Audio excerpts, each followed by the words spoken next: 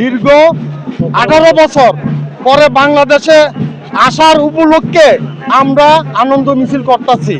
কেননা ওনাকে নিয়ে এই 18টা বছর আমরা ওনাকে পাই নাই, সেই কারণে আমরা যেহেতু ঢাকা যাব না, কিছু অংশ লোক ঢাকা যাবে না, সেই কারণে আমরা চিন্তা করছি আমার 2 নং ওয়ার্ডে মোহাম্মদ বিল্লাল সাবেক কাউন্সিলর ও মহানগর বিএনপির সাবেক যুগ্ম আহ্বায়ক ওনার দলীয় 2 নং ওয়ার্ডের নেতৃবৃন্দকে নিয়ে আমি 2 নং ওয়ার্ডে একটা বিজয় মিছিল আনন্দ মিছিল করতেছি।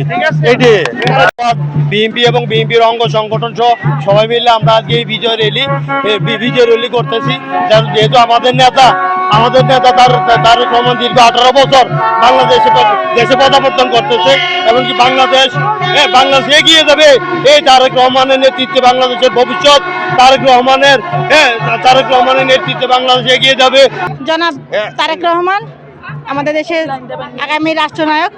তারেক রহমান দেশে আসতেছেন বিগত 17 বছর তিনি দেশের বাইরে, পরিবারের বাইরে অনেক নির্যাতন নিপীড়িত, তিনি দেশে আসছেন। এই আনন্দে আমরা আজকে গণমিছিলের একটা আয়োজন করেছি।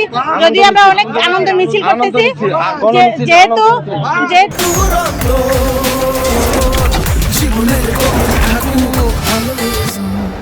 তো আমরা ঢাকায় গিয়ে ওনাকে স্বাগতম জানাতে পারবো না, যেহেতু অনেক লোক সমাগম হবে।